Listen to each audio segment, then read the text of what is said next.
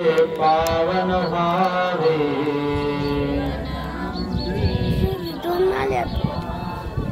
पुलकित भावी धरा स्वामी श्री चक्रधरा जय जय श्री चक्रधरा स्वामी श्री चक्रधरा जय जय श्री चक्रधरा स्वामी श्री चक्रधरा स्वामी श्री चक्रधरा जय जय श्री चक्रधरा स्वामी श्री चक्रधरा जय जय श्री चक्रधरा स्वामी श्री चक्रधरा स्वामी श्री चक्रधरा स्वामी श्री चक्रधरा श्री गोपाल कृष्ण महाराज की जय। दंडवत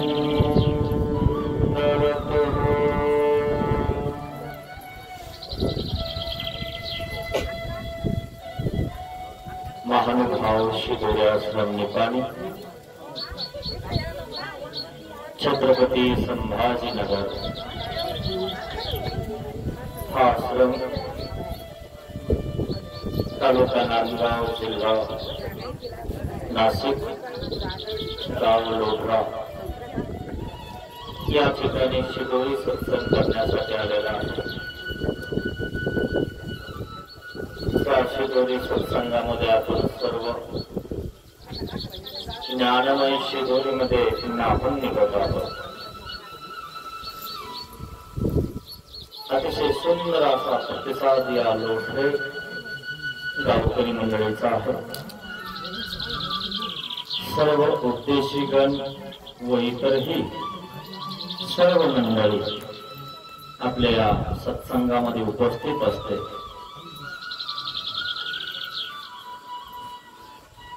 आज आपल्याला असं एक व्यक्तिमत्व असणारे त्यांचं जीवन चरित्र मी तुम्हाला थोडक्यात सांगितलं। त्यांचं नाव माहीम भट्ट। इतके विद्वान, 6 शास्त्र, 4 वेद, 18 पुराण, इतके विद्वान असणारे, विद्वान लोकांना हरवणारे सर्वज्ञ श्री चक्रधर स्वामी डोमेगामला असताना जणू काही देवांसोबत स्पर्धा करणारे, सूर्यासोबत स्पर्धा करणारे माहीम भट्ट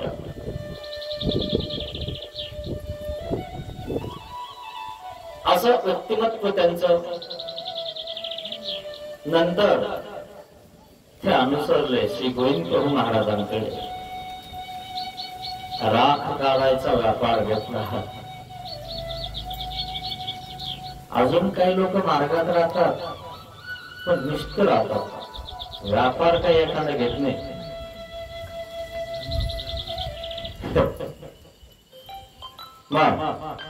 आणि व्यापार घेतल्याशिवाय तुमचा उद्धार होणार नाही। तिथं रुद्रपूरला जाऊन व्यापार घेतला। स्त्रीला पोत्रा घ्यायचा आणि राग काढायचा। काही लोकांना असा नीच व्यापार नाही करावा वाटत, फक्त सांगावं वाटत। पाटीलकी करावं. त्या जमान्याला पत्रवळ्या उचल ना पुढे श्रीकृष्ण भगवंतांनी पत्रवळ्या उचलल्या. तुम्ही कोण आहे? नुसते सांगणार आहे का? नुसतेच पाटील. तुमच्या हातात चपातीची एक चळक सुद्धा नाही, तो पाटील तरी एक चळक ठेवत असतो. आठवते का तुम्हाला? चळक म्हणजे चपात्या. जर समजा अचानक एखाद्याला कमी पडली, तो लक्ष ठेवत असतो पंक्तीत. ते पूर्वीचे पाटील खूप सुंदर आणि चांगलं काम करत होते. तुम्ही काय लक्ष ठेवता काय माहिती? आणि त्याच्या हातामध्ये चपात्याची एक चळक असायची आणि तो बघायचा पंक्तीला कुठं काय कमी आहे. आणि त्या पाटलाच लोक ऐकतही होते. अरे विद्या इकडे, इथं वरण वाढ. कोळीवाला दूर असायचा, त्याच्या हातात एक चळक असायची. चालू करावं, बाकी येऊन जायचं. त्यांच्या हातात ही वाढायची चपाती आहे ना, तुमच्या हातात काय? नुसतं सांगायचं. मग माही भट्टाने व्यापार घेतला मार्गात गेल्यानंतर. हे माहीम भट्ट देवासोबत स्पर्धा करायला गेले होते डोमे ग्रामस्थान, पण देवळाजवळ हारले मित्र. श्री गोविंद महाराजांच्या सन्निधानात असताना देवाचं सन्निधानामध्ये ते देवाचं सेवा काश्य करत आहेत श्री गोविंद महाराजांचं.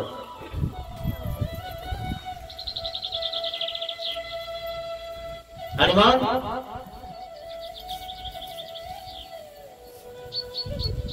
देवगिरी कटक या ठिकाणी कापूर आणण्यासाठी येतात, वस्त्र आणण्यासाठी येतात. आणि रस्त्यात ती 350 आसाची पोटळी दिसते. ती स्मृती मी तुम्हाला सांगितली. नागदेव आचार्यांची परवानगी काढली. तोडू का? मार्गाचा उपयोगाला लावतो.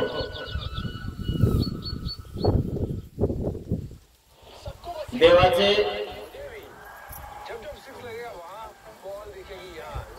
जे भंडारातले आसू आहेत त्या कशाला खर्च करायचा असं म्हटलं.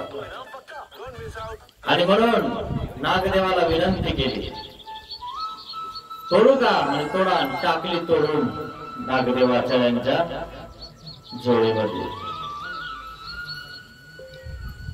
असे हे माहीम भट्ट विद्वान पंडित, त्यांचे हे जीवन चरित्र. जीवनामध्ये काय केलं हे तर माणसाला कळतच, परंतु जीवन कोणासाठी अर्पण केलं हे मात्र शेवटाला कळत. माहीम भट्टाचा शेवटचा अंत बघा कसा आहे. तुमचा अंत कसा असतो माहिती? 10-10च्या 20-20च्या उशीत घालेला असतात. जेव्हा नोटा बंद केल्या ना, तेव्हा अशा उशीतल्या बाहेर निघल्या ना, सगळ्या काळ्या नोटा गोळ्या करण्यासाठी बाहेर निघाल्या.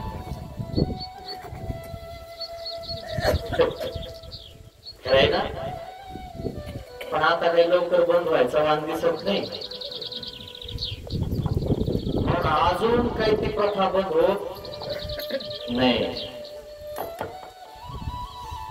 आणि म्हणून शेवटी तुमचा जीव उशीत बाजात, स्वतःच्या तनात, पोरात, मुलीत, मुलात, पतीत, घरात, दारात, शेतीत अडकतो.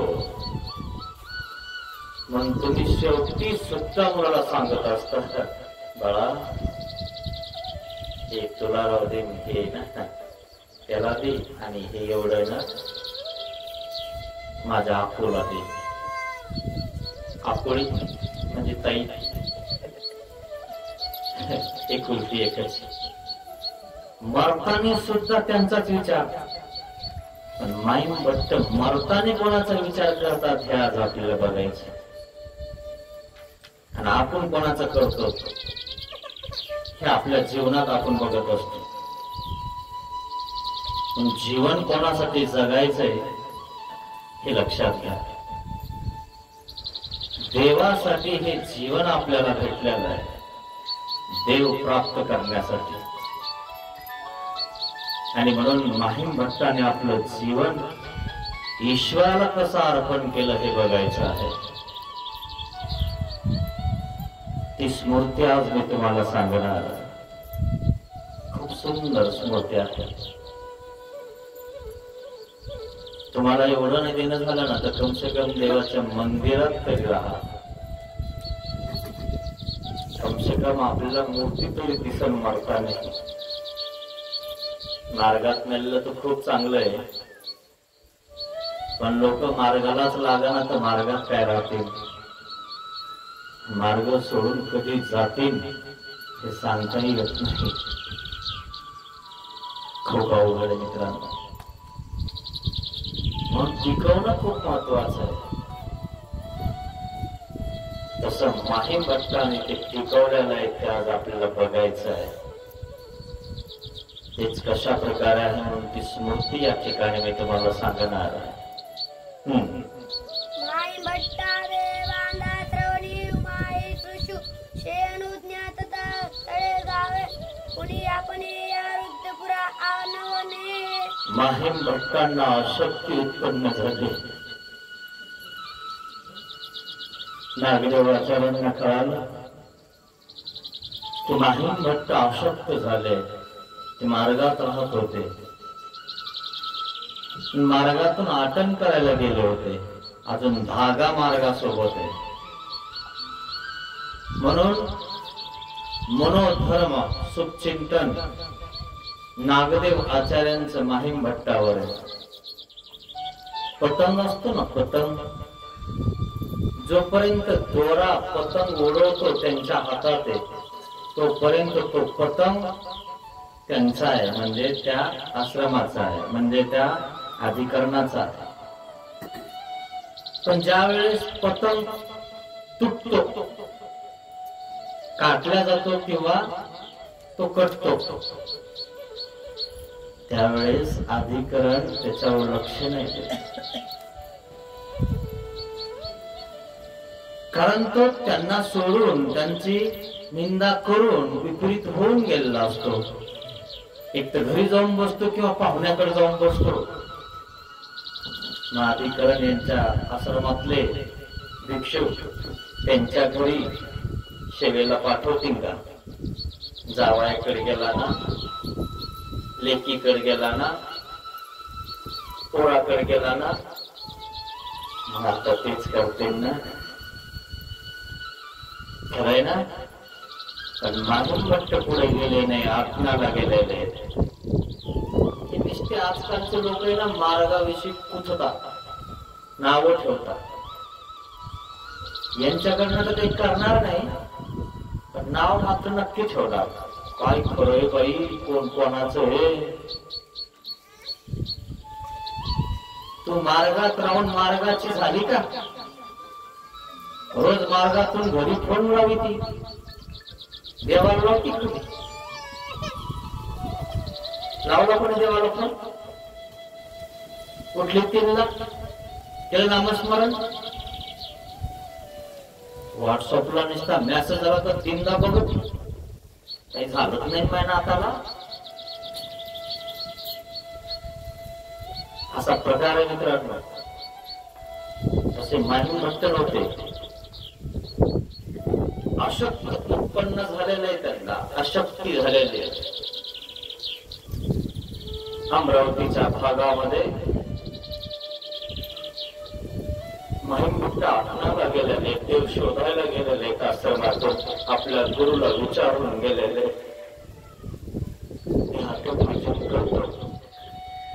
ठीक आहे जा. आजकालची मग काय म्हणतो बाबा मी स्थान करतो आटन करतो आणि मग घरी अर्ध आणि पाहुण्याकडे अर्ध होईल का साह्य करीन का तुमची सेवा कोणी असं असलं हे लक्षात घ्यायचं देवाचे झाले ना तर देवाचंच राहायचं गाठीचं नाही व्हायचं ध्यानात घ्या सगळ्या गोष्टी म्हणून माहीम भट्ट आसक्त झालेला आहे नागदेव आचार्यांनी उमाईसा नावाची एक बाई त्यांच्या सेवेला पाठवलेली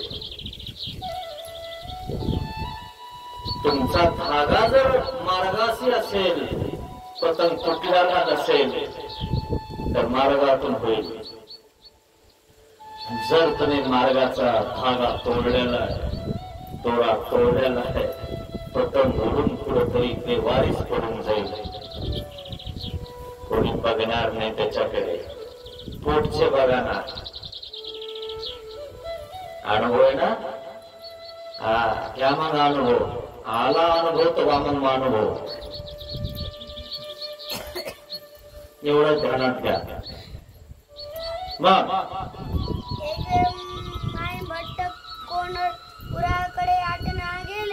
एक वेळेस माहीम भट्ट कौंडण्यपूर म्हणजे अमरावतीचा भाग या भागात आटण्याला गेलेले आहे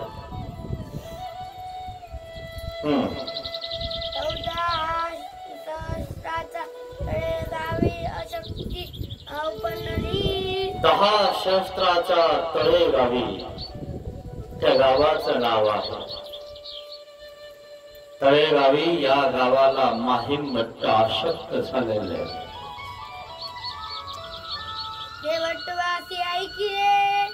नागदेव आचार्यांना आश्रमात कळालं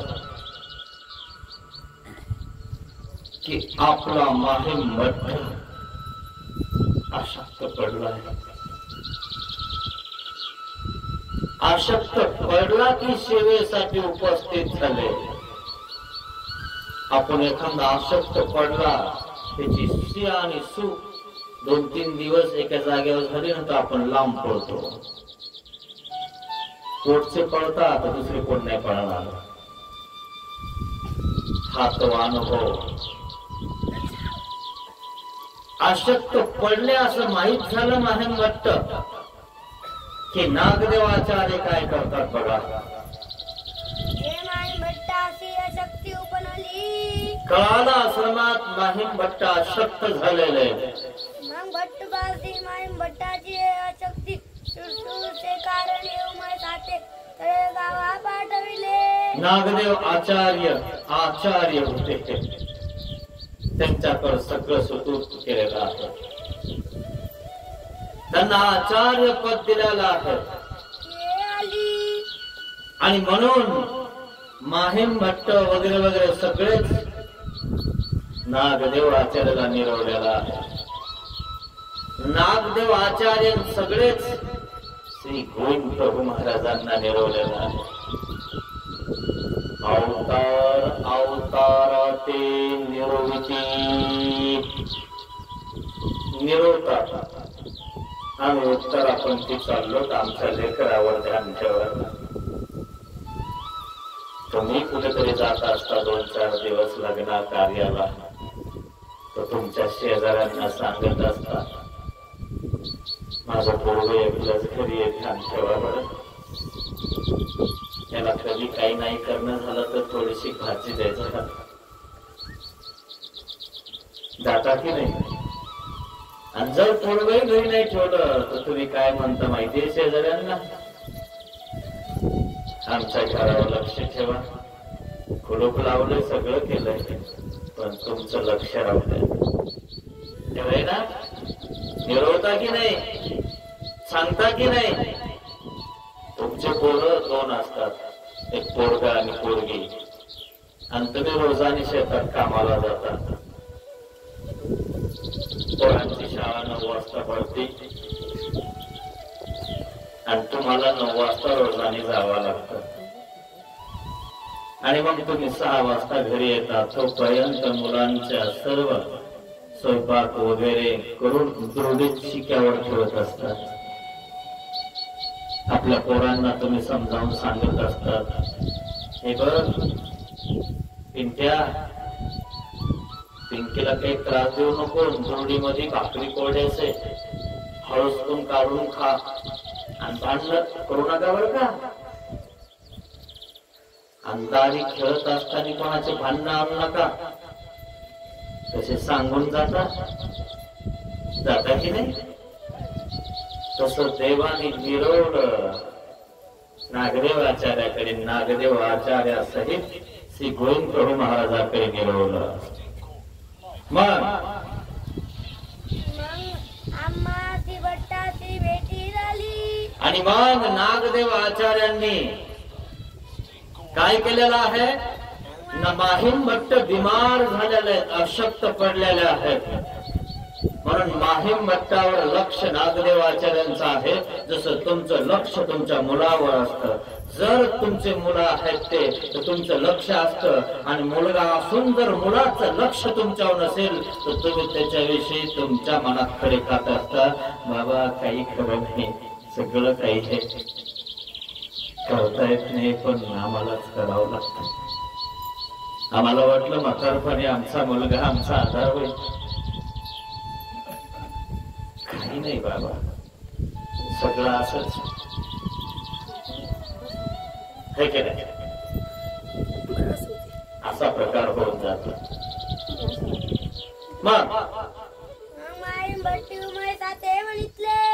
मग पाठवलं नागदेव आचार्यांनी उमाईसाला पाठवलं, जा माहीम भट्ट बिमार पडलेले आहेत, त्यांची शुश्रूषा करा, त्यांची आशक्ती सेवा करा. गेली उमाईसा गेली, माहीम भट्टाला बघितलं आणि मग शुश्रूषा करत आहे. माहीम भट्ट काय म्हणतात उमाईसाला, उमाई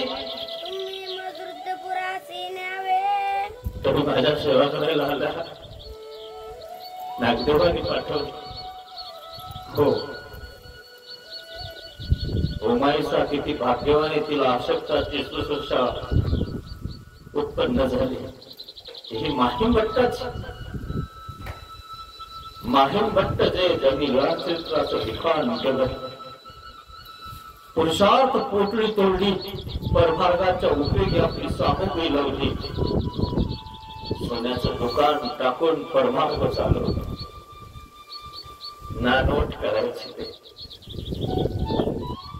शेतामध्ये जाऊन जाऊन एका भक्ताच्या मागे जाऊन जाऊन माहीम भट्टाने मोराच्या पंखाने एक एक पान लिखाण केलं. हे चरित्र आज आपल्या हातात. हे माहीम भट्ट, त्या माहीम भट्टाची मला सेवा भेटते. उमाईसा म्हणते सेवा करण्यासाठी पहिल्या शब्दात गेली. आजकाल एखादा अधिकारी म्हणतो तो बिमार आहे, तुम्ही सेवा करा ना. केली असती बाबा, पण मला इथे जायचं. माहिती कसे पावलं काढून घेता लोक. तुम्ही दुसऱ्याची करणार नाही तर तुमची पण करणार आहे. जो पोरगा आपल्या आईवडिला सांभाळत नाही ना, त्याचेही पोरं त्याला सांभाळत नाही. तशा अवस्थेत आल्यावर मग त्याला आठवतं, माझ्या आई वडिलाला मी सांभाळलं नव्हतं, मला कोण सांभाळणार का. सगळं सीन झालं, सगळं शरीर आपलं क्षय झालं की मग आपल्याला आठवतं आपलं परत सुटलेलं होतं. आता देवाच्या मंदिरात जाऊन कसं मोडला पाहिजे, हात जोडले पाहिजे. त्यावेळेस दंडोत घालण्याची सुद्धा शक्ती तुमच्याकडे नसते. क्षय म्हणजे अक्षय, मी सांगितलं ना तुम्हाला, तुमचं सगळं क्षय होऊन जात तरी सुद्धा तुम्ही अक्षय होत नाही, देवाकडे येत नाही. मग काल काही भक्तांनी विडे दिले म्हणे बाबा आम्ही पुढच्या वर्षाचा विडा उचलणार. मी म्हणलं यांचा विडा कधीच अक्षय होणार नाही, त्यांच्या घरी कधीच कमी पडणार नाही, कारण त्यांनी एवढ्या मोठ्या मुहूर्ताला तो विडा उचललेला आहे. अक्षय तृतीया सांगितलं ना. म्हणून हे देह क्षय होण्याच्या आधी त्या देवाला अर्पण करा. आणि देह कधी अर्पण करणार मित्रांनो? जे घरी सरतय ते देवाला अर्पण करायचा विचार नाही. देह जो अर्पण करतो तो अमर होणार आहे. ते देह क्षय व्हायच्या आधी माहीम भट्टाने देवाला अर्पण केलेलं आहे. तो उमाईसा सेवा करण्यासाठी पोहोचलेली आहे. तो उमाईसाला माहीम भट्ट काय म्हणतात माहिती? काय म्हणतात? तुम्ही मधुरपुरातील न्यावे. मला उत्तरपूरला घेऊन चालणार का? माझी शेवटची अवस्था आहे, मला असं वाटायला लागलं. शेवटी तरी मला उत्तरपूर नमस्कारायला मिळेल. तो राजमठ बघेल, देवाचे स्थान मी बघेल. ते मरताना सुद्धा देव करत नाही मित्रांनो. सगळं आवरल्यावर सुद्धा तुम्ही स्थान करायला जात नाही. पायी तर जायचंच नाही, गाडीत जायचंय तोही जात नाही. घरी नातू सांगायला कोणी नाही. मरताना तरी देवाची आठवण करा. नका हो देवाचं, पण देव ज्या ठिकाणी बसले तिथं वंदन करून या. 1650 तीर्थस्थान आहे. एकदा तर जा. देव पायी गेले. तुम्ही गाडीनं जर गेले ना मित्रांनो तर 10-12 दिवसात तर सगळ्या महाराष्ट्राला तुम्ही चक्कर मारून येतात. देव कित्येक वर्ष महाराष्ट्राच्या कान्या कोपऱ्यात फिरले तुमच्यासाठी, अधिकारी जीवासाठी. अर्थात परमेश्वर वाळो वाडी दिवशी ती प्रत्येक वाड्यात गेले, भिक्षा मागितली. काय गरज होती त्याला? तुमच्यासाठी तो तुमच्या घरापर्यंत पोहोचला. भिक्षा मागतो, खायची भिक्षा मागतो. देवाला खायला लागतं. अरे तुझ्या जीवनाची भिक्षा मागतोय. एक जन्म एक बिजोखा मग काही होईल ते पाहिजे. अशा प्रकारे देव भिक्षा मागतात. असे भंडारेकार माहीम भट्ट हे देवाला शरण गेले. भिक्षा मागितली. भंडारेकाराच्या घरी भिक्षा देऊन टाकली, देह देऊन टाकला. भिक्षा पत्नीनं दिली, पण खरी भिक्षा आणि भिक्षा भंडारेकरांनी केली. महाराज चुकलं माझं, मी तुम्हाला वेगळ्या दृष्टीनं पाहिलं. मला असं वाटलं की कोणीतरी असंच माझ्या घरी भिक्षा मागायला आलंय. पण जेव्हा तुम्ही म्हटले ना मागच्या पानावर बघा, तेव्हा मागचं सगळं मी विसरून गेलो आणि इथून पुढे मी चालू केलं. सर्व धर्मान परित्याज्य मामेकं शरणं व्रज अहं त्वा सर्व पापेभ्यो मोक्षयिष्यामि मा शुच. सोडून दिलं, देवाच्या मागे निघाले. पुन्हा माग नाही गेले. तसे माहीम भट्ट विचार केला, घरी जाऊ का, किल्ला देऊ का, पोरींचं व्यवस्थित करू का. जात होते घराकडे, पण विचार बदलत होते. घरापर्यंत जाऊच तर जर मला काही झालं, मी मेलो तर, गेलो तर, हा मुसळ राहून जाईल, भिक्षा राहून जाईल, देव कसा होईल. नाही म्हणे जाऊ द्या, आपण घरी जाऊन खिशातल्या चाव्या काढून आपल्या पत्नीच्या हातात देऊ. याच्यात हे आहे, त्याच्यात ते आहे, वाटून घ्या. पुन्हा विचार बदलला. चाव्या आपण देऊच तर, आपण चौकटीत गेलो, चौकटीत घसरून पडलो तर आणि मेलो तर जाऊ द्या, लोक चागा दुसऱ्या तयार करून घेतील. काही लोक तर चागा तयार करून घेत नाही, बाप मेला की संगत बाहेर काढतात, दगडवर पण टाकतात. सगळे उभा राहतात, मग किती निघत तिच्यात पाहिलं ना. अशा प्रकारचे लोक आहेत मित्रांनो. हे माहीम भट्ट गेले रुद्रपूरला, तिथं अनुसरण घेतले, पुन्हा परत नाही आले. हे माहीम भट्ट शेवटची अवस्था त्यांची बिकट झालेली, अशक्त झालेली.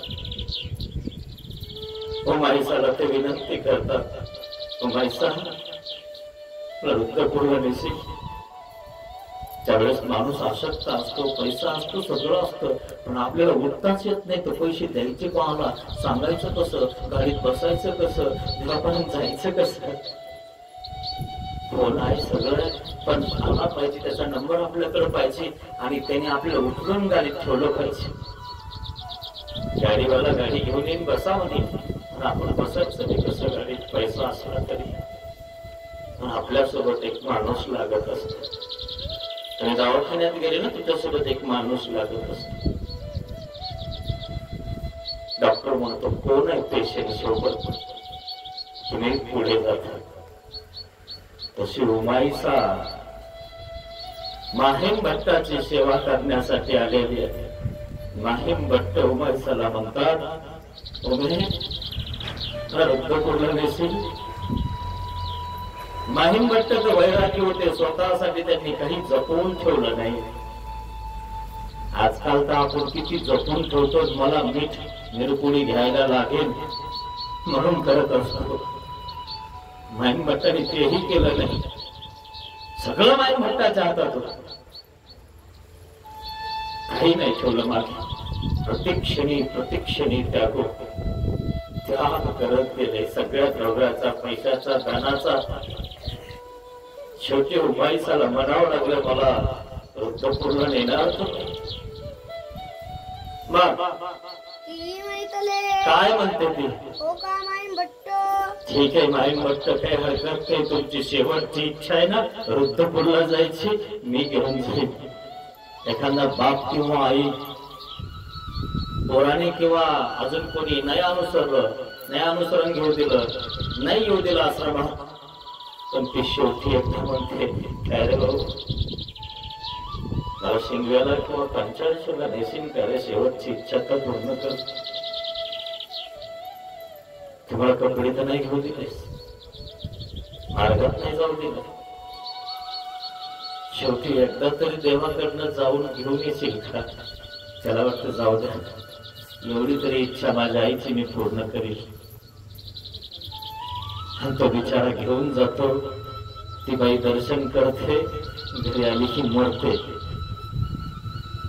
सगळे लोक म्हणतात देवाचं दर्शन करून गेली. कोणाला कधी ऐकत नाही, पण बरंच ऐकलं म्हणे यावेळेस तरी. देवानेच बुद्धी दिली म्हणा. घेऊन गेलता तो आईला पंचाळेश्वरला.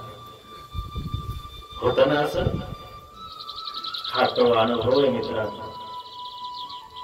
तसं उमाईसाला म्हणतात माहीम भट्ट, उमे मला घेऊन चलशील.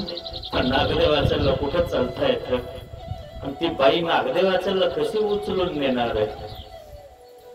आजकालच्या सारख्या गाड्या घोड्या थोडंच होत्या मित्रांनो.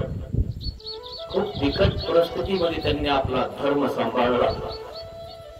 आजकाल तर सगळ्या गोष्टी आहेत, धन आहे, दौलत आहे, पैसा आहे, रेलचेल पदार्थ, सगळं काही येते, कशाचीच कमी नाहीये. फक्त धर्माची कमी आहे. धरणारे कमी आहेत, खाणारे जास्त आहेत.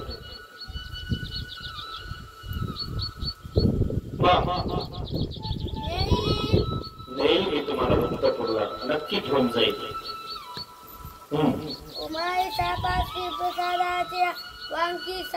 पण आता न्यायचं कसं, पैसा लागणार ना. उमाईसा पाठकुळे नाही घेऊन जाणार. महादायसानं पाठकुळे आणलं कोणाला, नागदेवाचार्यांना, कारण ती खंबीर होती. उमाईचा महादाईसाच्या सोबत असायची, ती लहान होती, पण तिनं सुद्धा डेअरिंग केली. तिच्याजवळ प्रसादाची एक वांकी होती, एक मूर्ती होती, गहाण ठेवली. सोनाराकडे गहाण ठेवली आणि माहेम भट्टाला वृद्धभर करवायला नेलं. आपण असल्यावर करत नाही तर गहाण ठेवून काय करणार तुम्ही मित्रांनो? ज्या माहेम भट्टाने स्वतःचे कपडे इकले देवासाठी, गुळ घेऊन गेले, त्या माहेम भट्टाला शेवटची अवस्था त्यांना वृद्धपूर करायचा आहे आणि त्यांच्यासाठी मी त्यांना घेऊन जाऊ शकत नाही. ती म्हणली सुद्धा नाही माहीम भट्टाला की माझ्याजवळ काही नाही, मी कशी नेऊ तुम्हाला, कशी पालखी करू? पालखी किरायाने भेटायचे मित्रांनो पूर्वी. तिनं ती वाक्य आणि मूर्ती गहाण ठेवली. तुम्ही गहाण ठेवून तुमचं विभरण नाही करत, तुमच्या स्वार्थासाठी कसं करतात? परमार्थासाठी का करू नये? देवाने परमार्थासाठी देवाने सुद्धा अर्पिता गहाण ठेवला. कोणी ठेवलं का देवासाठी काही गहाण करण्यासाठी? या वर्षी काही नाही म्हणे आमच्याकडे बाबा, पुढच्या वर्षी करू. अरे पण विडा ठेवलेला आहे, तू नारळ दिलेला आहे ना, देवकडे पळून चालला काय म्हणे? असे काही बहादर भेटतात देवाला. नुसते इडा देताना सांगता बाबा आपला इडा कधी फुटत नाही, पक्के. मग कळतं माणसाला कोणाचा फुटतो कोणाचा टिकतो. जो आपल्या मनाभावातून आणि तनातून करत असतो ना, तो त्याचा शेवट करत असतो. म्हणून आमच्या गावातील लोकांनी 5-5 वर्षाचे विडे उचललेले आहेत. मी तुम्हाला सांगितलं, मी यावर्षी त्यांना म्हटलोच नाही तुम्ही करा, तेच म्हटले की आमचे विडे आहेत, आम्हाला ते पूर्ण करायचे आहेत. मी म्हणलं ठीक आहे, आणि केलं. त्यांनी पूर्ण केलं. सर्वांनी पंक्ती दिल्या. निपाणी ग्रामस्थ मंडळी मित्रांनो, नसेल तर कोणालाही विचारा, गेल्या वर्षी 10-15 बाया तुमच्या इथल्या आमच्या इथं होत्या. तुमच्या बायां देखता त्यांनी आमच्या हातावर संकल्प दिले, तसे तुम्ही देऊ राहिले. आता उमाईसा म्हणते ठीक आहे, घेऊन जाते. वाक्य आणि मूर्ती गहाण ठेवली, पालखी केली. मग मोले दांडी केली म्हणजे पालखी घेतली. माहीम भट्टाला बसवला आतमध्ये. दांडी घालून माहीम भट्टाचे वृद्धपूर आणले आणि वृद्धपूरला आणलं. मग माहीम भट्टा देवतना वृद्धपूरला आणलं आणि त्या ठिकाणी रायंगणात ज्या ज्या ठिकाणी श्री गोविंद प्रभू महाराज लीळा करतात, खेळतात, त्या त्या ठिकाणी ते बघत आहेत, वंदन करत आहेत. माहीम भट्ट आपण मरतानी उशी पगला बोलत असतो है ना. त्यांनी काय घातलं? देवाचं स्थान, देवाचं सर्व लीला चिंतन स्मरण शेवटी आठवणीत ठेवलं. ते माहीम भट्ट वृद्धपूर्ण आले. आणि मग आणि मग शेवटची अवस्था त्यांची बिकट झालेली, अशक्त झालेली. महाद्वारात दांडी त्या ठिकाणी उतरवली. माहीम भट्ट आले असं समजलं की नागदेवाच्या मार्गातून धावत पळत आले. माहीम भट्ट आले. उमाईसाला दांडी करून माहीम भट्टाला या ठिकाणी आणलं. मार्गासोबत जर तुमची प्रीती असेल ना मित्रांनो, तर मार्गातले लोक तुमच्यासाठी बाहेर निघणार. अरे कधी आले तुम्ही? काही दिवस झाले भेटले. हो ना. पुन्हा जर तुम्ही मार्गातून निघाले ना, तर सगळे मार्गातले तुम्हाला सार करणार. पण तुम्ही सार करण्याच्या लायकीचे पाहिजे. तुम्ही अटक विजन करणारे पाहिजे, देवधर्म करणारे पाहिजे. जर तुम्ही घरी जाणारे असतील ना तर घरी ते काय म्हणतात, या मग काय या म्हणतात, तुम्हाला सार नाही करत का? की प्रीती कोणाशी आहे? अच्युत गोत्रीयाशी आहे. प्रीती कोणाशी आहे? जो देवाशी नातं जोडलेलं आहे, जो धर्म टिकवतोय, धर्म धरतोय, पक्का धरतोय, जीव सोडून देतो पण धर्म टिकवतो, पळत नाही तो युद्ध सोडून. तसे महिमठ्ठ नाही पळाले, आणि जे पळाले त्यांच्या मागे कोण पळणार आहे? त्यांना कोण वाट लावणार आहे? कोण सार करणार आहे?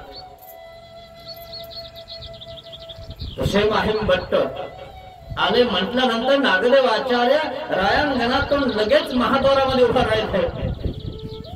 महिमभट्ट आले. मग भट्टवासांचे महिमभट्टी म्हणितले. आणि मग भट्टवासांना महिमभट्ट काय म्हणतात? भट्ट भट्ट निडळावरी पाओ ठेवा. माझ्या निडळावर पाणी ठेवा तुमचं. म्हणून भट्टवासांचा पाओ महिमभट्टी हाती धरिला. पाय हातात धरला. ठेवा भट्ट. तुमच्या निडळावर आणि छातीवर सर्वज्ञ श्री चक्रधर स्वामी डोमेग्रामला असताना तुम्ही उंबरवठ्यावर निद्रा करत होते. त्या उंबरवठ्यावर देव तुमच्या निडळावर श्रीचरण ठेवायचे. तुम्ही त्या श्रीचरणाला मोमे देत होते. तुम्हाला ते उठवत होते. उठा, 3 वाजले. तुमचा श्रीचरण, तुमचा पाय माझ्या निडळावर ठेवतात. कारण देवाने तुमच्या निडळावर श्रीचरण ठेवलं. तुम्ही भाग्यवान आहात. ते तुम्ही नाहीये, जितके तुम्ही आहात. स्वतःला ठेवायला लागले मित्रांनो. एवढे मोठे महिमभट्ट आपण थोडस करत नाही तर मी असा मी तसा म्हणायला लागतो. ते एवढे मोठे असताना ज्यांनी लीळाचरित्राचं लिखाण केलं, कित्येक जणांना हरवलं तरी सुद्धा स्वतःला हे समजत होते. ब्रह्मविद्येची कला आहे मित्रांनो. ब्रह्मविद्या माय माऊली मळल्या माखल्या तेथे. ते मळलेले माखलेले त्याला ते सगळं धुवून काढते. त्याच्या अंतःकरणातलं गढूळ पाणी स्वच्छ करून टाकते. ते महिमभट्ट नागदेवाचार्य म्हणतात, तुमचा पाय माझ्या निडळावर ठेवला. ठेवा भराव होऊन जाईल मी. मला ती देवाची लीळा आठवून जाईल. ऐसे म्हणून भट्टवासी म्हणितले. भट्टवास काय म्हणतात पहा. निडळावरती श्रीचरण तो पोताव्यांचा की महिमभट्ट. भट्ट महिमभट्ट देवाने श्रीचरण निडळावर ठेवला तर काही हरकत नाही. माझ्या निडळावर देव ठेवायचे ते माझं अवभाग्यच म्हणा, माझं भाग्यच म्हणा. पण मी देव नाही ना. मी तुमच्या डोक्यावर निडळावर माझा पाय कसा ठेवला? देवाने ठेवला असता तर काही हरकत नाही. पण माझा पाय तुमच्या निडळावर जिथं देवाचा श्रीचरण आहे, देवाचा विशेष, देवाचे स्थान आपण वंदन करतो, तिथं मी माझा पाय कसा लावला? आणि म्हणून नागदेवाचार्य म्हणतात, मी पाय नाही ठेवणार, मी माझा हात ठेवून तिथं आम्ही निडळावरती हात ठेवावा. आम्ही हात ठेवणार. तेही तुम्ही म्हणताय म्हणून, नाही तर आम्हीही त्या योग्य नाहीये. देवच आहे. कारण देव सगळं करणार आहेत, आम्ही काय करणार आहे? जे ब्रह्मविद्या ज्ञानी असतात ना ते एकमेकाला हिनवत असतात मित्रांनो. ब्रह्म ते थोर काय जो निर्गुण असतो ना तो मला काय आहे मी तर असाच आहे. हे निर्गुण आहेत, हे चांगले आहेत माझ्यापेक्षा. म्हणजे कशात काय फाटक्यात पाळते काय म्हणता माहितीये, ही सगळे आशेच आहेत. मी निर्गुण आहे. याच्यावरूनच तुम्हाला परीक्षा कळते की कोण किती पोहोचलेलं आहे, कोण चांगलं आहे. लोकांना जास्त सांगायची गरज नाही याच्या त्याच्याविषयी. लोक लगेच ओळखून घेतात की त्याच्यावर जळायला लागलं म्हणून त्याचं आपल्याला सांगायला लागलं. याच्या त्याच्या कांड्या आपण याच्याजवळ त्याच्याजवळ नाही केल्या पाहिजे. कशाला जळता दुसरे. तू करणं स्वच्छपणा गरुपणा दूर करणं तुला सांगायची सुद्धा गरज नाही. लोक तुला डोक्यावर घेऊन मिळवतील. काही गरज नाही लोकांना सांगायची. लोक येणे नाही आहेत. बघा मित्रांनो, करून तुमचं कर्तृत्व करून बघा. लोक त्या व्यक्तीला डोक्यावर घेतात. एखादा व्यक्ती खूप कर्तृत्ववान आहे, चांगला आहे, पण दुसऱ्याला नावं ठेवतो. लोक त्याला डोक्यावर घेत नाही. बघा हाय का नाही असं.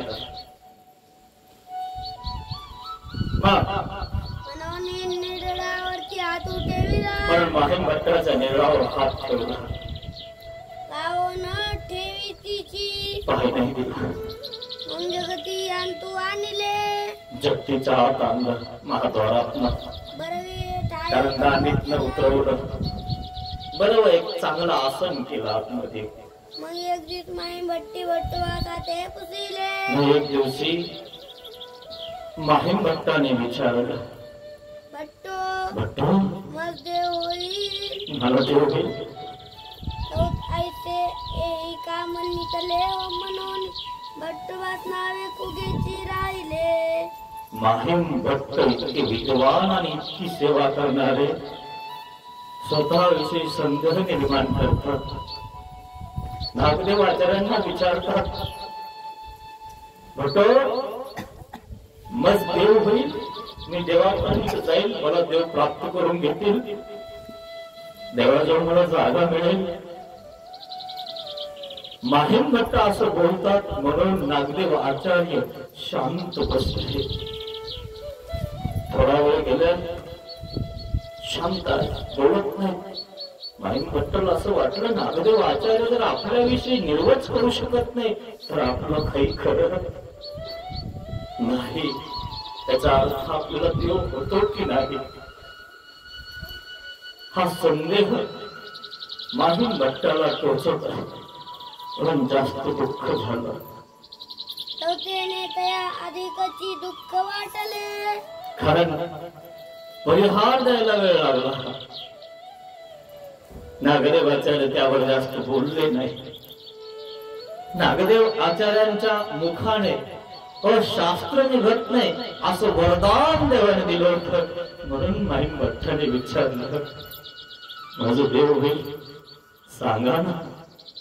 आणि माहीम भट्टी म्हटले, काय म्हटलं? मी पापी या चांडा मग देव काही होईल. मी पापी या चांडाळ आहे, मला काय देव होणार. म्हणून दुःख करू लागले. कित्येक जणांना मी बोललो, वाईट बोललो, वाईट चिंतन केलं, तुळभासाचा अन्यथा घेतलं, महाताईचावर चोरीचा आळ घेतला. मार्गामध्ये असताना मी कसं वागलो. शेवटच्या अवस्थेला सगळं आठवत आहे. शेवटी माणसाने प्रायश्चित केलं पाहिजे मित्रांनो. शेवटी तरी तुमचे गुरु, तुमचे सुरूत गुरु सगळे सांगत असतात की रोज कसं मोडत जा, रोज देवाला दंडवत घालत जा. मन मानेचा टाईटपणा वाकत नाही, कसं नाही मोडत, क्षमा नाही मागत. तर वाटतं मोह काय चुकले, हेच चुकल्याने सगळे, मी निर्मळ आहे असं वाटायला लागतं मित्रांनो.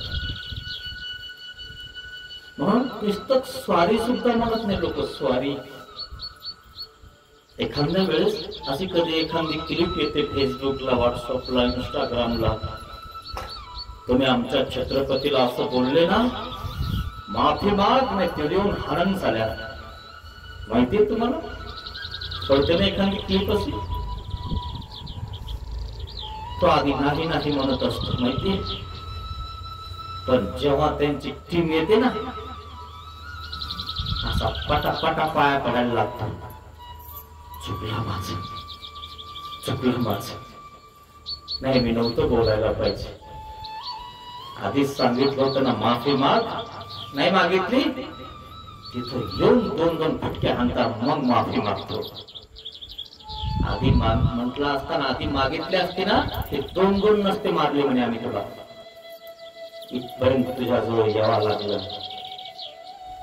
मार खाऊन पुन्हा माफीच मागावं लागली. त्याच्यापेक्षा आधी अंग भरून दिलं नसतं, कोणाला बोललाच नसता, तरी आपल्या वापरत आले असते. तसे माझी भक्त म्हणतात, इतक्या दिवस मार्गात राहिलो, कोणाला दुखवलं असेल मी, शेवटची अवस्था आहे मित्रा, मी पापी आहे, चांडाळ आहे, मला काय देव होणार. भट्टवास काय म्हणतात? माहीम भट्टो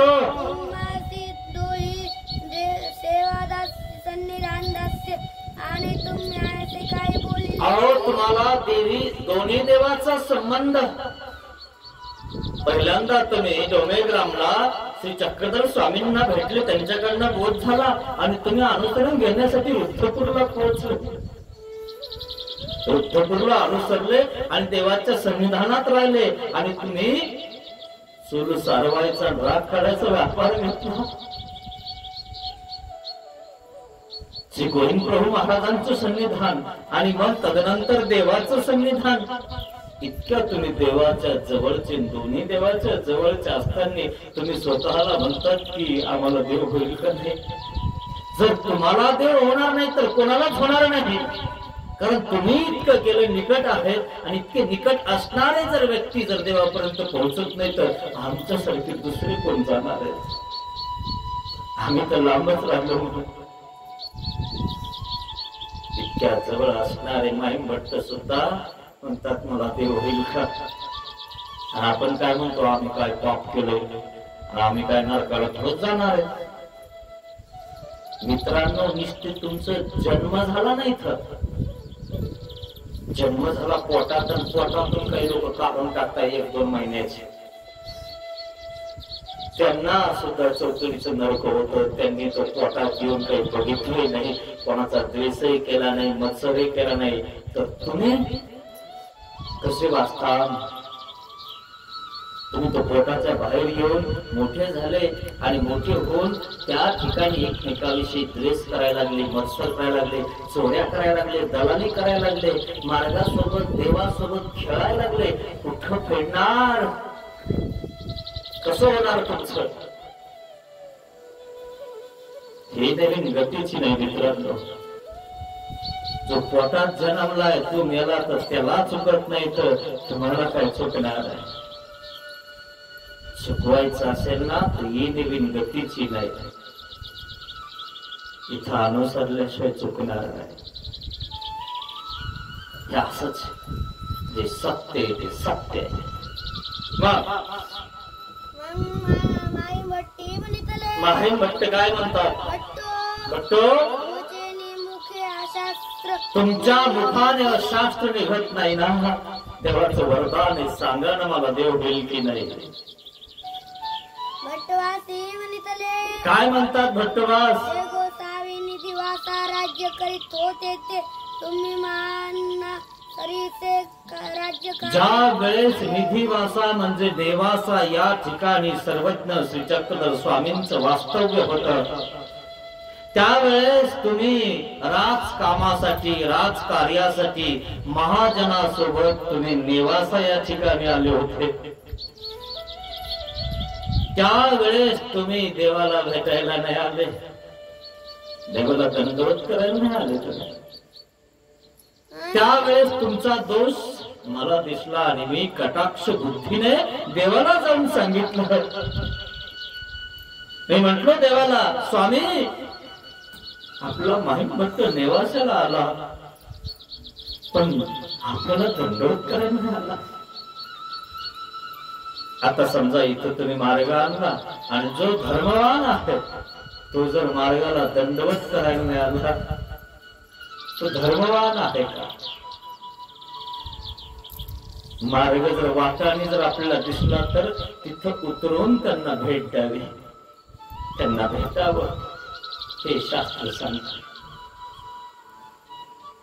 आणि महिमभट्ट नेवासाला येऊन आपल्याला भेटले नाही.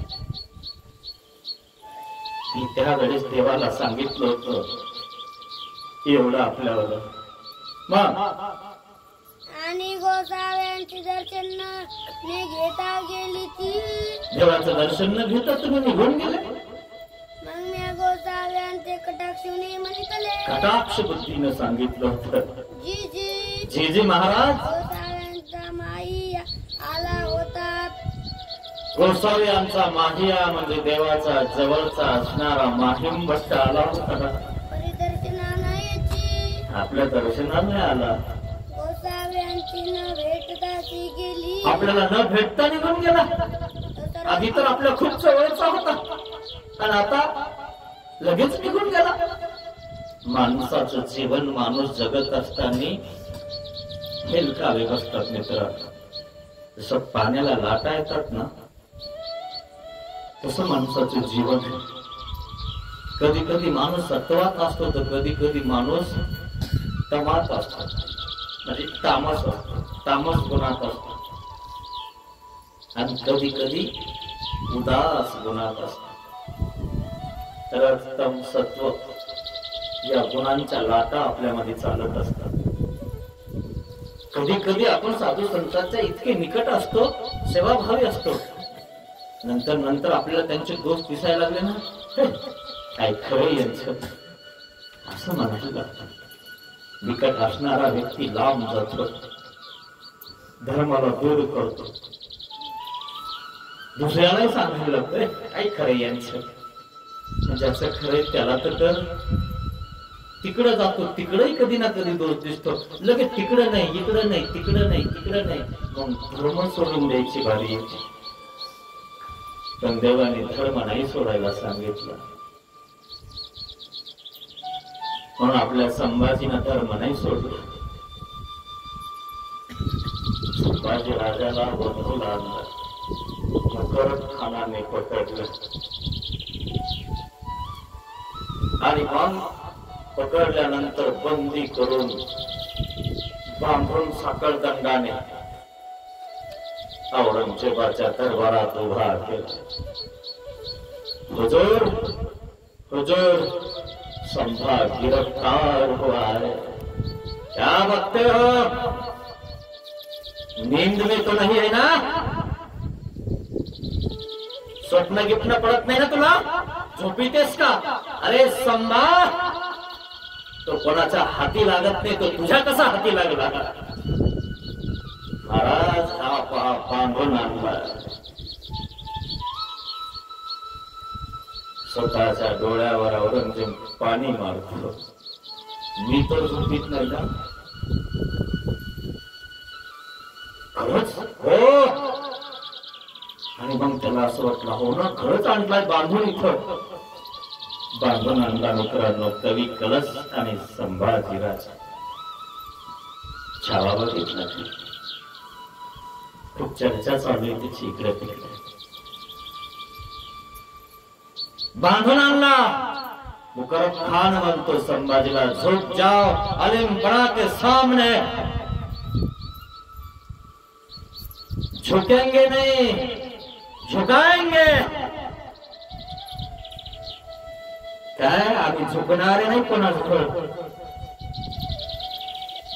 तो आमच्या जवळ झुकला पाहिजे. आणि राजे, अरे अलिमपणाच्या समोर मरसिंग, झुक. नाही झुकणार. संभा तुझी शेंडी देतोस का? तुझी जर शेंडी दिली ना तर मी तुझी गर्दन घेणार नाही, आणि जर तुझ्या आधी शेंडी तुम्हाला दिली नाही ना ती गर्दन कापून टाकेल आणि एका भऱ्याला टांगून एका नदीच्या काठावर राहून देईन. अरे हा तख्तासाठी रक्त उलटणारी जात नाही आमची. तख्तासाठी आम्ही आमचं रक्त ओकणार पण सोडणार नाही. याच मातीत आमचं रक्त मिक्स करून देऊ पण तुझ्या रक्तात मिक्स होणार नाही. माझ्या शरीरात माझा धर्म आहे, मी सोडणार नाही. बहुत बोलता इसकी जिव्हा काटलं. जिव्हा काटल्यानंतर स्वतः गुरगुर बघायचा. इसकी आंखें निकाल दो, इसके नाखून निकाल,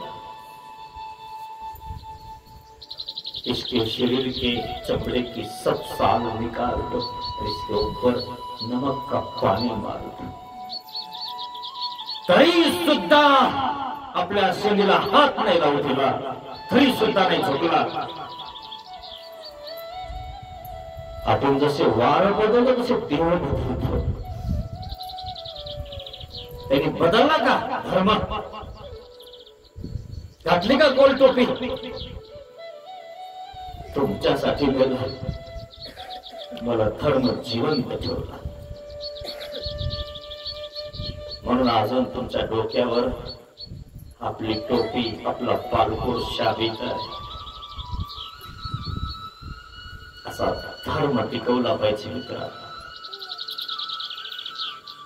आपलं जे कुलदैवत श्री चक्रधर स्वामी श्रीकृष्ण महाराज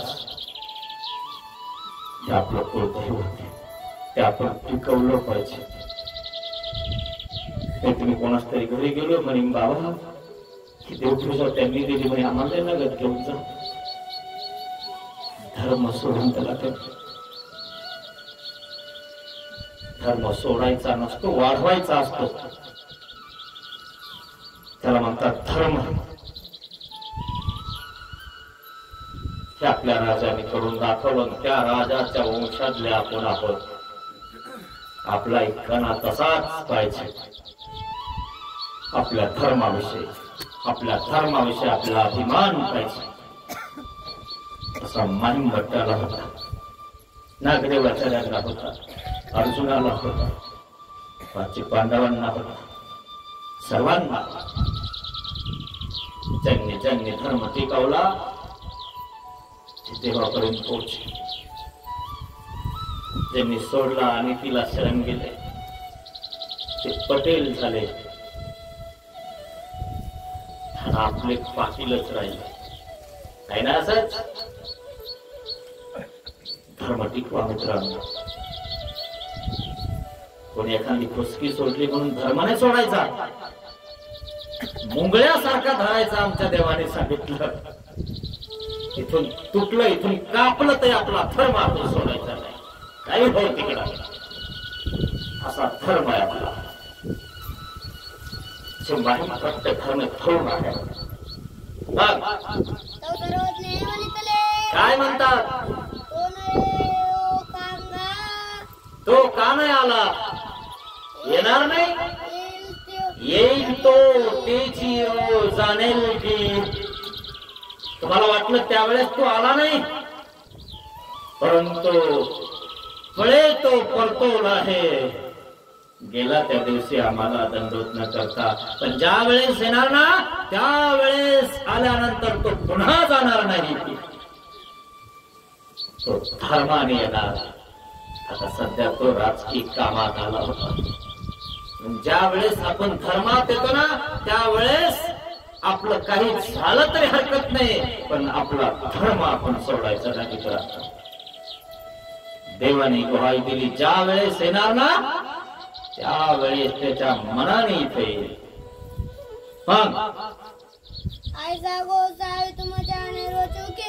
असं देवाने तुमच्याविषयी निर्वच केलेला आहे आणि तुम्ही म्हणता आम्हाला देव होणार नाही. मग म्हणून तुम्हासी देव होईल नची. तुम्हाला देव होणारच असं नागदेव आचार्य माहीम भट्टाला सांगत आहे. तुम्हासी जरी देव नव्हे तरी कोणाही देव नव्हे. तुम्हाला नाही झाला तर कोणाला होणार आहे ऐसे भट्टवासी निरूपण केले. असं नागदेव आचार्यांनी माहीम भट्टाला निरूपण केलेलं आहे. मग माई भट्टी म्हणतले काय म्हणतात माहीम भट्ट? या गोसाव्यांचा आणि तुमचा अनाज्ञाभंग तुमचा केला. आणि देवाचा आज्ञाभंग केला. हे तुम्ही तुमचंही नाही ऐकलं. आणि असे गुरकुळी उपसावे. मला माफ करा. आणि मार्गात असताना कधी कधी तुम्हालाही बोलायचं, आपच बोलायचं. देवाने सांगितल्यावरही काही गोष्टी मी करत नव्हतो. मी एकदा गेलो, ते उपसले, मी निरोप पाठवला. तुम्ही मला बोलवायला आले, देवाने मला बोलवायला पाठवलं. नाही म्हणतो लवकर वापस या. मी म्हटलो देव काढल्याने 3 दिवस वाप ही गोष्ट मी येऊ शकत नाही. त्यावेळेस मी देवाची आज्ञा भंग केली, तुमची आज्ञा भंग केली. आलो गुरुकुळात राहिलो, कोणाकोणाविषयी आज्ञेचं ज्ञान घेतलं, दोष काढले, वाईट दृष्टीने बघितलं, कोणाला हेच समजलं, स्वतःला मी श्रेष्ठ समजलं. कटक देव घेऊन वस्त्र आणलं, मी देवाला अर्पण केलं तर मला असं वाटायचं की माझ्यासारखं वस्त्र, माझ्यासारखा पदार्थ कोणीच देवाला दान करत नाही. मी स्वतःला श्रेष्ठ समजत होतो. माफ करावं. नागदेव आचार्य सर्वांनी समोर माहीम भट्ट उभा राहिले. गुरुकुळ एकत्रित जमलेलं आहे. त्या गुरुकुळा समोर त्या ठिकाणी माहीम भट्ट माफी मागताय. माफ करा मला. सर्व गुरुकुळा समोर हात जोडले. पाहिलं सर्व गुरुकुळा समोर. मग माझे काही ओकटेने गावे. अहो गुरुकुळ, माझं मी ओटी घेऊ नका बरं का. माझं काही तुमच्या मनात नका ठेवू. मला देवाजवळ करायचंय. माझं चुकलं असेल ना, मला माफ करा. माहीम भट्ट शेवटच्या अवस्थेला सर्व गुरुकुळाला हा दंडवत घालून माफी मागत आहेत. म्हणून मी दोन्ही हात जोडून निळावरी ठेवले. दोन्ही हात जोडले, नितळावर ठेवले. माफ करा मला. प्रायश्चित करत आहेत माहीम भट्ट आपल्या गुरुकुळासमोर. चक्रधर स्वामी ते सोडून गेले. मनी दुःख थोर झाले. श्री चक्रधर स्वामी, श्री चक्रधर स्वामी ते सोडून गेले.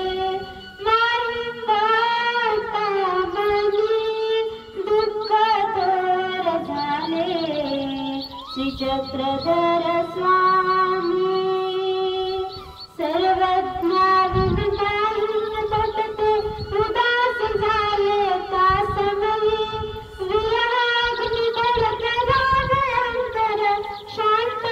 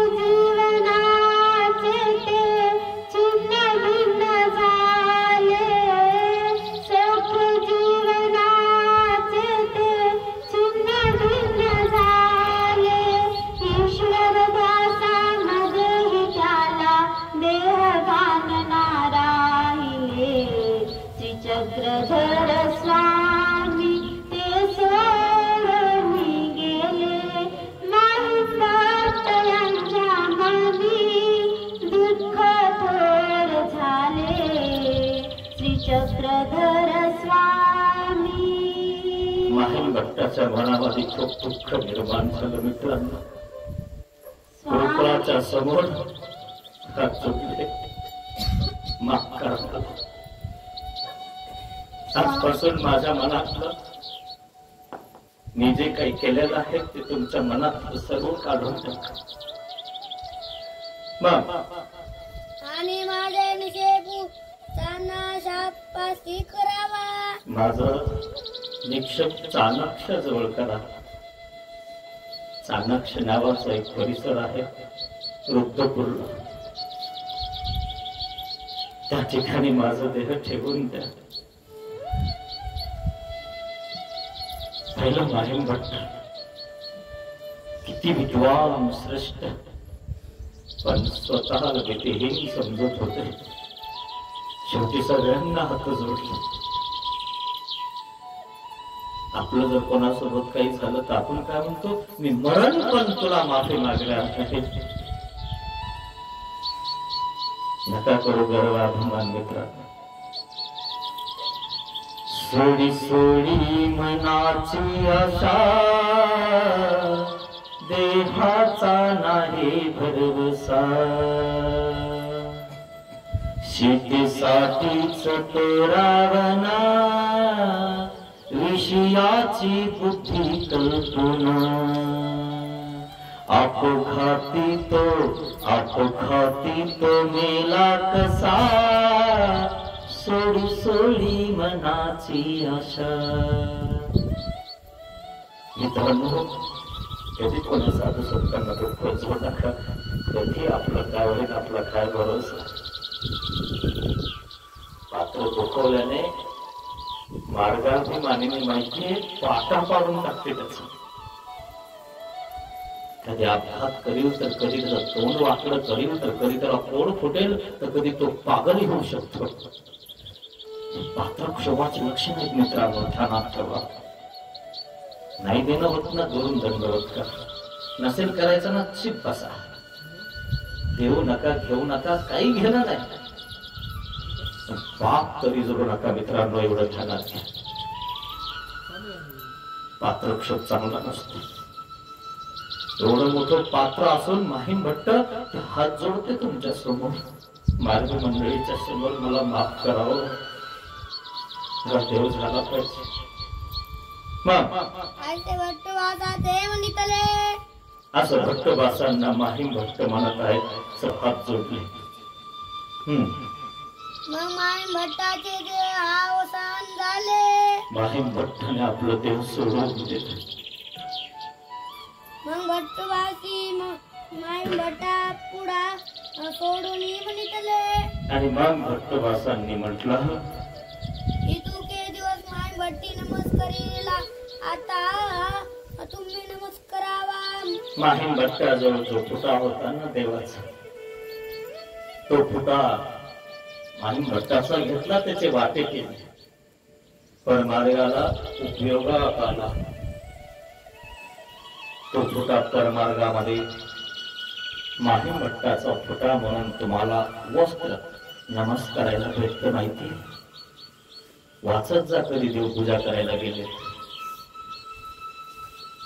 माहीम भट्टाने घेतलेली ती गरुड निळ दुटी, ती सुद्धा तुम्हाला नमस्कारायला भेटते. वस्त्राची एवढी किंमत मित्रांनो, तर त्या भक्ताची, त्या देवाची, त्या मार्गाची किती असेल.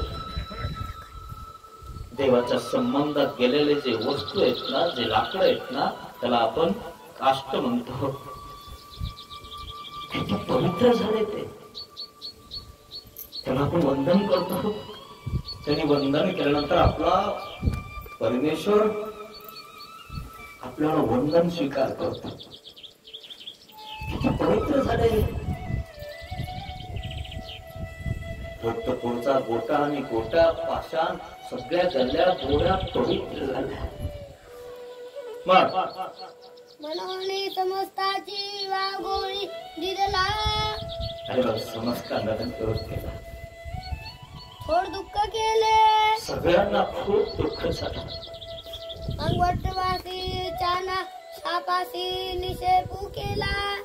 नागराणी भट्टाला तिरडीवर आणला आणि चाणक्याजवळ निक्षेप केला. भूमी टाकली. भट्ट मुख्य समजतासी थोर दुःख झाले. नागदेव आचार्य मुख्य मार्ग मंडळींना खूप दुःख झालं की माहीम भट्ट आपल्याला सोड.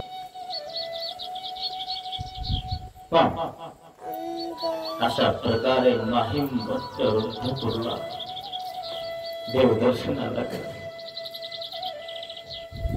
पवित्र रुद्धपूर मित्रांनो, किती स्थान आहे तिथं.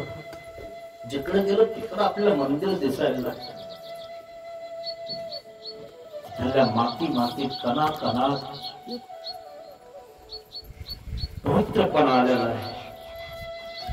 म्हणून पहाळे नारोव्यास ज्यावेळेस प्रायश्चित करतात ना, त्यावेळेस रुद्धपूरला प्रायश्चित करायला लागतात. रुद्धपुराचं वर्णन करतात. रुद्धपूर वर्णन नावाचा ग्रंथ लिखाण करतात. पहाळे नारोव्यासांची कथा सांगायला आपल्याकडे वेळ नाही, पण त्यांनी एक विद्या अवगत केली होती आणि त्यांच्या बापाचा बदला घेतला होता.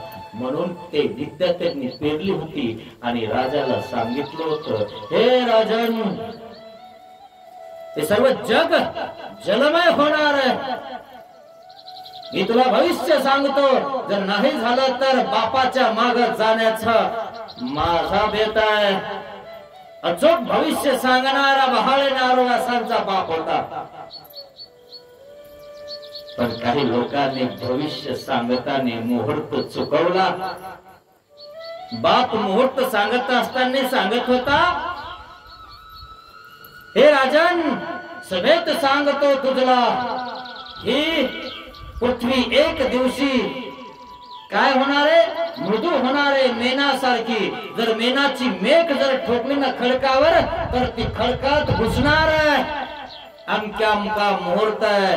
जर राजा हा जर मुहूर्त खरा नाही निघाला तर मी, तुम्ही म्हणतात ती सजा भोगायला तयार आहे. राजाच्या दरबारामध्ये बहाळे नारोव्यासांची पतीचे वडिलाची त्या ठिकाणी स्तुती होत आहे, गौरव होत आहे. म्हणून जळणारे लोक दुसरे होते, दुसरेही भविष्य सांगणारे होते. यांनी विचार केला की याचा मुहूर्त चुकवायचा.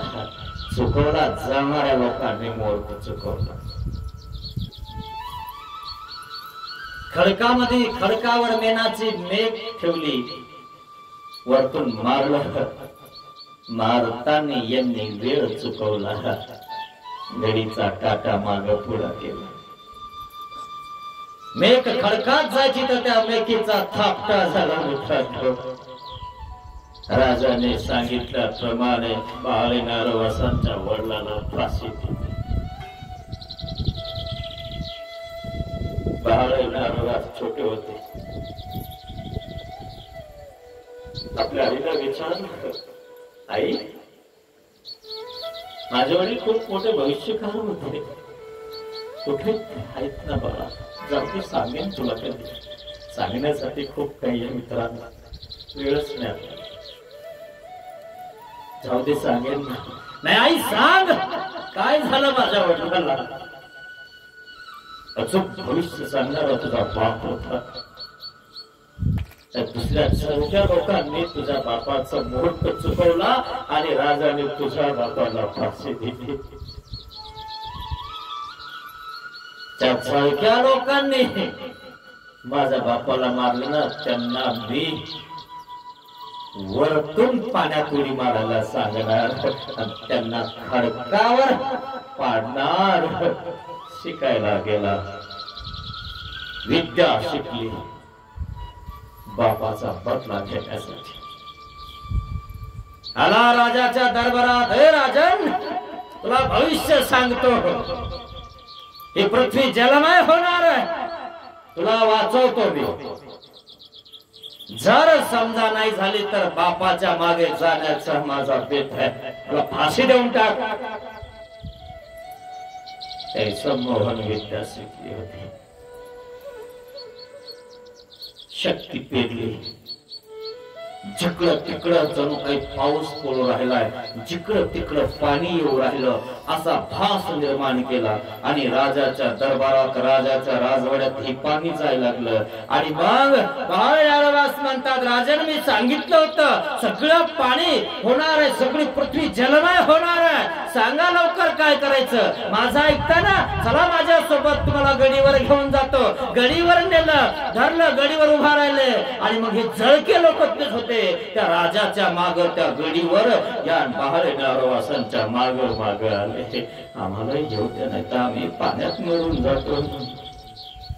शक्ती पेटली होती. बस त्या गडीवर ही पाणी चढत आहे, चढत आहे. आत आलं, कमराजवळ आलं, छातीजवळ आलं, बस आता गळ्याजवळ आले, आता तोंडात जाणार.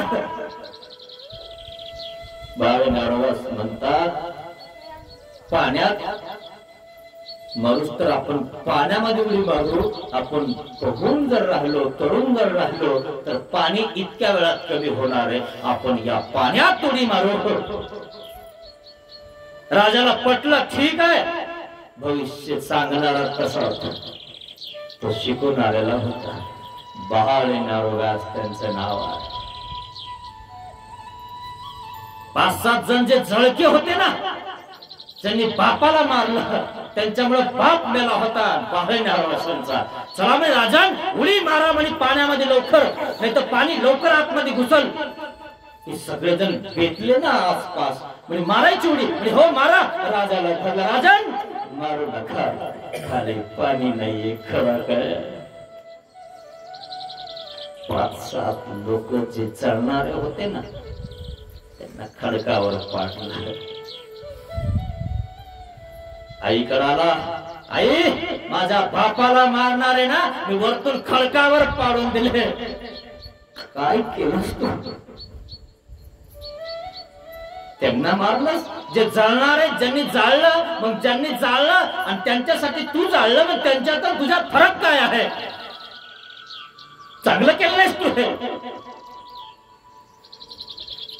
त्यांचं सौभाग्यवती, त्यांच्या पत्न्या रडत असतील त्यांच्यासाठी. त्यांना तुला आता कुंकू लावणं होय, पती देणं होय,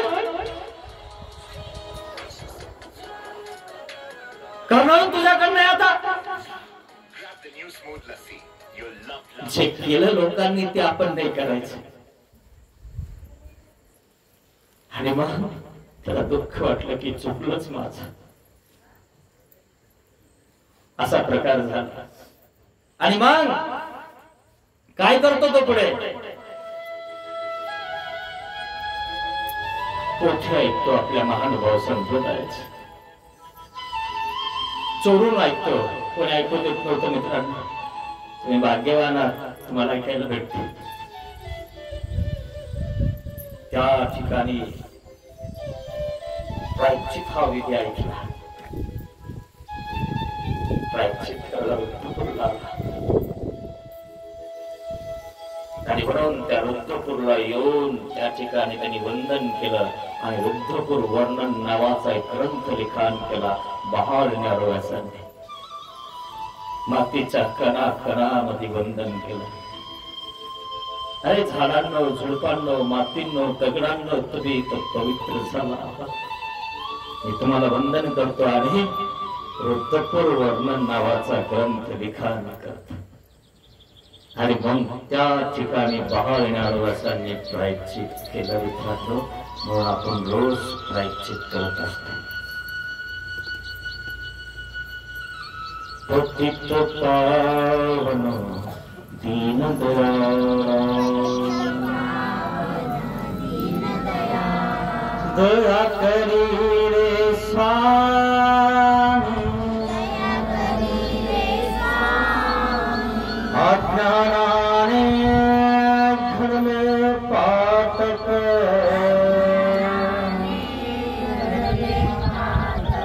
म्हणून पापिया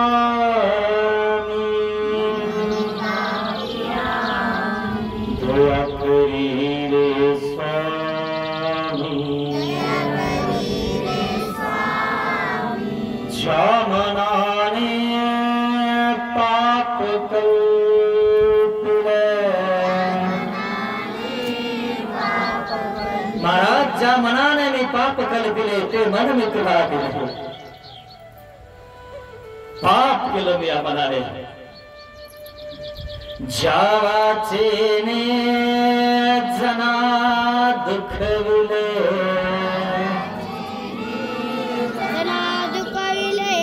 वाचा तुला